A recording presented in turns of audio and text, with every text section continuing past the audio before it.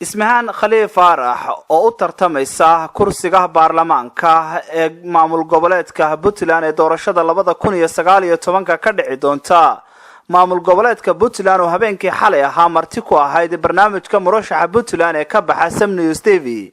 ayaa waxay ka hadashay koontada madaxweynaha maamul goboleedka Puntland Cabdiweli Gaas uu siiyay haweenka maamul goboleedka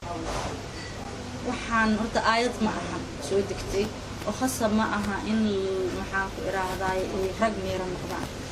وحي وحلا ربع إن كمثلث نسميه أدمر كينا مدام المشدي كمدينين رجينا معرفتي المشدي كمدينين وحي ده واحد اللي تيران ولا هلا الرج يدمر إلا بدي بقى هلا sidoo kale ismahaan ayaa waxay madaxweynaha maamul goboleedka Puntland Cabdiweli Gaas uga mahad celisay koontadaasi uu siiyay haweenka يدو كاسي أول بعرير أهيد الحمد لله وحنا بقولك بقولهم هالعلم إن مدحونا بلان من عبدول عن كاس وتاس يعني بلان قاضي وحنا كلا قاعدين إنه مدحونا قطع بيو بلان قاضي كيس بلان قاضي إنه كذا ما يوتير برسنتج كي والله وبلان قاضي الشيء. dhanka kale ismahaan khaliif faarax waxa ay ka hadashay doorashada ka dhici doonta 2019 maamul goboleedka Puntland marka hore musharaxiintu markay wada yimaadaan xildhibaanada la soo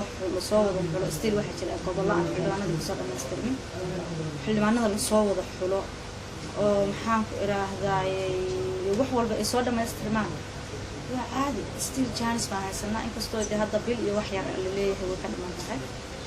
marka madaxweyne istil chance buu haystaa oo chance ku haystaa waxa jira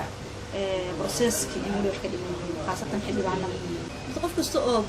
موادن أو يعني مش ومركها شوبو هي كتيرة هي سelection كتيرة إنه كقيب كلا وهم في عن يعني وحنا نفسه هو تقف كستو مشرحة أو ما تقول له مشرحة أو موادن هقول له حق بقوله هي إنه الشرعة حق بقوله إنه كشقية حق بقوله إنه شرح مقطع إلا مدحوين إلا وسير إلا حلبان تقف كستو ما أنت مشرحة مشرحين تشرحان بدرين يعني ما أنت قفت أنا اسمها أهان على هاي